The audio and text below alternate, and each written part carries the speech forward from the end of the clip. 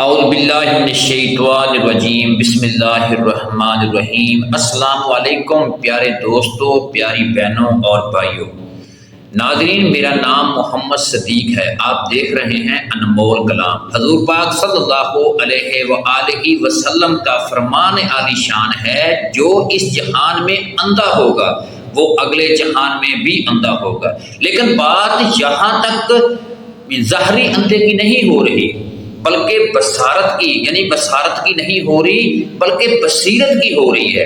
اس حدیث کا مفہوم یہ ہے کہ جس نے دیدار الہی، جس کو دیدار الہی نہ ہوا، اس کو آخرت میں بھی، جس کو یہاں دیدار الہی نہ ہوا اس کو آخرت میں بھی دیدار الہی نہیں ہوگا۔ اللہ کریم اپنی پوری شان و شوکت کے ساتھ قیامت کے دن انسان کے سامنے جلوہ افروز ہوگا، اور انسان کی سب سے بڑی بدقسمتی اور محرومی یہ ہوگی کہ وہ اس وقت بھی اللہ کو دیکھنے اور پہچاننے کے قابل نہیں ہوگا۔ دیدار الہی ایک ایسا ٹاپک ہے جس پر بر صغیر پاک و ہند کے بہت سے سوموں یا اولیاء اللہ نے بات کی، اس اور معرفت الہی کی ترغیب دینے آئے۔ حضرت علی علیہ السلام نے فرمایا، میں اس خدا کی عبادت نہیں کروں گا جس سے میں نے دیکھا نہ ہو۔ سورۃ بقرہ میں اللہ فرماتا ہے، مشرق اور مغرب سب اللہ ہی کے ہیں، تم جدھر بھی دیکھو ہر طرف میرا ہی چہرہ ہے۔ اس ساری کائنات کی سب سے بڑی اور اعلیٰ نعمت اللہ کا دیدار ہے۔ در حقیقت انسان کی تکلیف کا واحد صبر بھی یہی ہے۔ اللہ تعالیٰ ایک حدیث قدسی میں فرماتا ہے کہ میں ایک چھپا ہوا خزانہ تھا، مجھے عشق ہوا، مجھے پیار ہوا، تو میں نے چاہا کہ میں پہچانا جاؤں، تو میں نے مخلوق کو اپنی پہچان کے لیے پیدا کیا۔ حضور غوث اعظم سرکار شیخ عبد القادر جیلانی رحمۃ اللہ علیہ نے اس بات پر مزید زور دیا اور فرمایا، جو اللہ کو دیکھے بنا اس کی پہچان یا عبادت کا دعویٰ کرتا ہے وہ منافق ہے۔ یعنی اللہ کی عبادت یا پہچان کے لیے اس کا دیکھنا شرط ہے۔ یہاں ہمیں ایک سوال پریشان کرتا ہے کہ کیا واقعی اللہ کا دیدار اس دنیا میں ممکن ہے، یا دیدار الہی کی ٹرم صرف کتابوں کی حد تک ہے، یا اسی حد تک محدود ہے؟ اگر دیدار الہی ممکن ہے تو اللہ کے دیدار کے لیے آخر کون سی آنکھ چاہیے؟ وہ آنکھ کون سی ہے جو اللہ کا دیدار کر پائے؟ کیا یہ خاص قسم کی آنکھ بصارت ہے؟ یہ کہاں چھپی ہوئی ہے؟ جیسے اکثر لوگ بصیرت کہہ کر پکارتے ہیں، کیا ایک عام انسان اللہ کے دیدار کر سکتا ہے؟ کیا عام انسان کی رسائی عرش معلی تک ہو سکتی ہے؟ اگر دیدار الہی ہی وہ منزل ہے کہ جس کے لیے انسان اس دنیا میں بھیجا گیا ہے، تو آخرکار انسان اس منزل تک پہنچتا کیسے ہے؟ ان تمام سوالوں کا جواب ہم اس ویڈیو میں دیں گے۔ آپ اس ویڈیو میں ان سب سوالوں کا جواب جان لیں گے۔ ویڈیو اچھی لگے تو اس ویڈیو کو ان 5 لوگوں کو شیئر کریں جو اللہ کا دیدار کرنا چاہتے ہیں۔ تو اسے لائک کیجئے گا، شیئر کیجئے گا اور انمول کلام چینل کو سبسکرائب کیجئے گا۔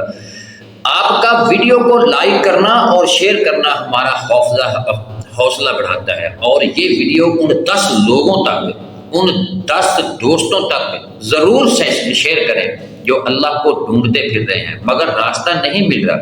اور آپ ابھی اللہ کو کمنٹ کریں، میں آپ کی قلب کی صفائی کی خاص دعا کروں گا۔ ناظرین، یہاں ایک بات جان لینا انتہائی ضروری ہے کہ عام ارواح میں الست کے مقام پر انسان کی روح اپنے رب کا دیدار کر چکی ہے، مگر عالم ارواح میں بتائے گئے وہ لمحے ہمیں یاد نہیں ہیں، اور انسان نے اللہ کے جس نور کا دیدار عالم ارواح میں کیا تھا، وہی نور انسان کے سینے میں پاک پردوں میں لپیٹ کر رکھ دیا گیا تھا۔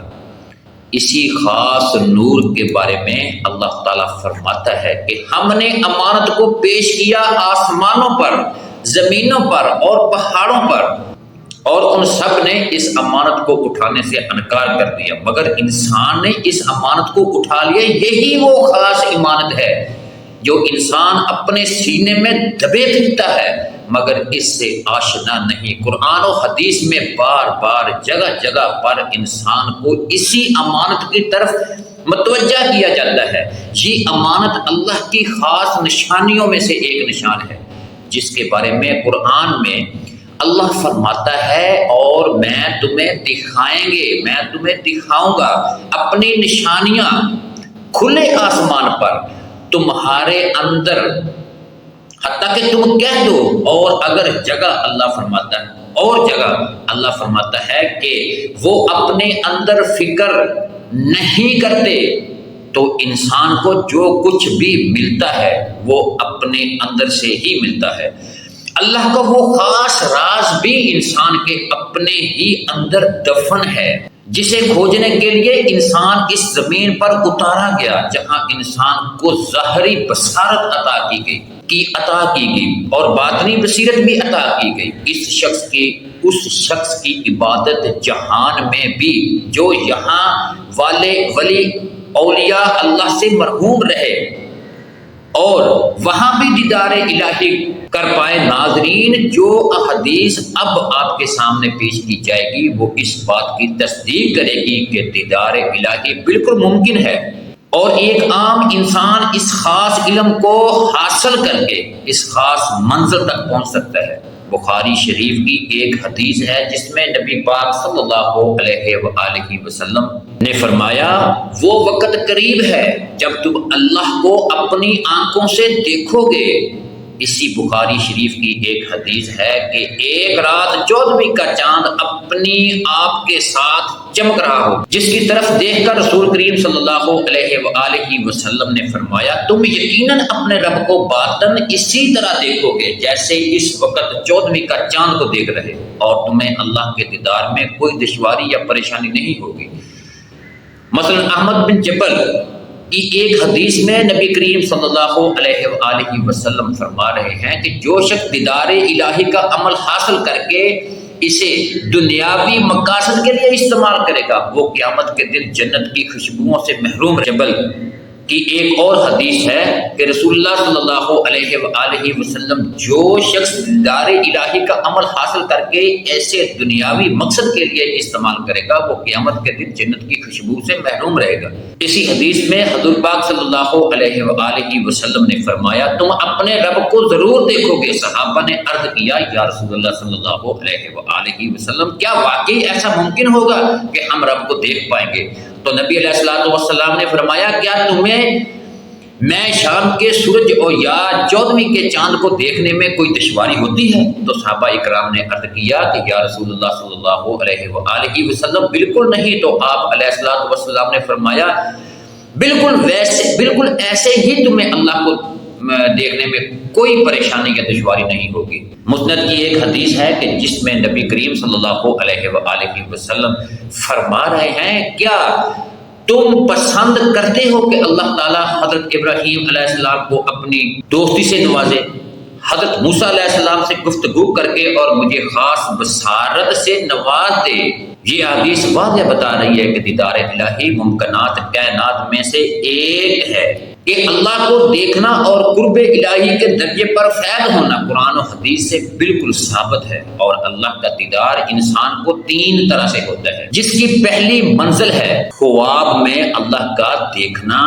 اس خاص کو آپ کو نور الہی کا خواب کہا جاتا ہے۔ اس میں انسان اللہ کے نور کا نظارہ ہوتا ہے، اللہ کے نور کا نظارہ سوتے ہوئے کرتا ہے اور اللہ تعالیٰ کی ذات کا مشاہدہ حالات خواب میں کرتا ہے۔ دیدار الہی کی دوسری منزل مراقبہ اور دوران اللہ کا دیدار ہے۔ مراقبہ کے دوران اللہ کا دیدار ہے۔ اس خاص مراقبے کے دوران جسمانی حواس کام کرنا بند کر دیتے ہیں اور باطنی حواس اچانک اجاگر ہو جاتے ہیں۔ اسی مراقبے کے دوران انسان کی روح بارگاہ الہی میں حاضر ہوتی ہے اور دیدار الہی سے مشرف ہوتی ہے۔ تیسری قسم ہے دیدار الہی کی وہ قسم ہے جس میں انسان کا جسم اپنے پورے ہوش و حواس میں ہوتا ہے لیکن اس کی روح کسی اور عالم میں چلی جاتی ہے جہاں دیدار الہی کی عظیم نعمت سے آشنا ہوتی ہے۔ لیکن اس سب سے پیچھے ایک اور حقیقت ہے کہ دیدار الہی کے اس کمال درجے پر پہنچنے کے لیے انسان کو کسی کامل مرشد کی گائیڈ لینا بہت ضروری ہے، کامل مرشد کے دستے بیت ہونا بہت ضروری ہے، یا روحانی پیشوا کی ہر حال میں ضرورت پڑتی ہے۔ ایک بہت بڑے صوفی درویش کا غور ہے، اولیاء اللہ انسان کے سامنے اسی راز کو کھول دیتے ہیں جو انسان کے لیے پہاڑوں زمینوں پر پیش کی، مگر انسان کے اندر یہ راز روحانی پیشوا کی تلاش ہر انسان کیونکہ اللہ والوں کی محبت سے زندہ ہوتا ہے اور معرفت الہی کی منزل میں طے کرتی۔ حضور غوث اعظم رحمۃ اللہ علیہ کو غیب سے ندا ہے، جس نے مجھے دیکھا، اللہ نے فرمایا کہ جس نے میرے دیدار کا سوال علم کے ساتھ کیا وہ گمراہ ہوگا، اور جس نے یہ سوال بغیر علم کے کیا وہ بھی گمراہ ہوگا۔ غوث اعظم سرکار فرماتے ہیں کہ جس نے اللہ کے محبوب کو دیکھا اس نے حقیقت میں اللہ ہی کو دیکھا۔ حضرت سلطان باہو رحمۃ اللہ علیہ فرماتے ہیں کہ جس نے اپنی جان اللہ کو دی اس نے اسم اعظم حاصل کر لیا، اور جس نے اسم اعظم حاصل کر لیا اس نے اللہ کو اپنی کھلی آنکھ سے دیکھ لیا۔ اور فرماتے ہیں کہ تمام ذائقوں سے سب سے زیادہ لذت دینے والا ذائقہ دیدار الہی کا ہے، اور دیدار الہی کی خواہش دنیا کی تمام خواہشات سے بڑھ کر ہے۔ بے شک یہ دنیا ایک معمولی اور پانی۔ غور سے فرماتے ہیں کہ دیدار الہی کے سوا ہر چیز مردار ہے، اس لیے سچے عاشق ہی اور ارادہ الہی ایک خاص علم ہے جو یونیورسٹیوں، کالجوں اور سکولوں سے حاصل نہیں ہوتا، نہ ہی کسی کتاب میں ملتا ہے۔ یہ ایسا علم ہے جو اللہ کے اللہ کی خاص عطا سے ملتا ہے اور کسی اللہ والے کی نگاہ سے ملتا ہے۔ جو آنکھ اللہ کے دیدار کو کر لے وہ دنیا کے تمام لذتوں سے بے پرواہ ہو جاتی ہے۔ ہمارا یہ سورج زمین سے لاکھوں گنا بڑا ہے، مگر ایک انسان چھوٹے سے آئینے میں اس سورج کو دیکھتا ہے اور دعویٰ کرتا ہے کہ میں نے سورج کو دیکھ لیا۔ اسی طرح انسان کے اندر موجود قلب ایک ایسا مقام ہے کہ جس میں انسان اللہ تعالیٰ کی صفات کو مشاہدہ کرتا ہے، مگر اس مشاہدے کے بعد وہ مکمل طور پر خاموش ہو جاتا ہے۔ اس دعا کے ساتھ ویڈیو کو ختم کرتے ہیں کہ اللہ تعالیٰ آپ کو اور مجھے اپنے خاص لوگوں کی صحبت میں رکھے اور رحمت خداوندی آپ کے گھروں پر سایہ فکن رہے، آپ خوش رہیں، آباد رہیں، اور اللہ تعالیٰ ہم سب کی مشکلاتیں آسان فرمائے، وما علینا الا البلاغ المبین۔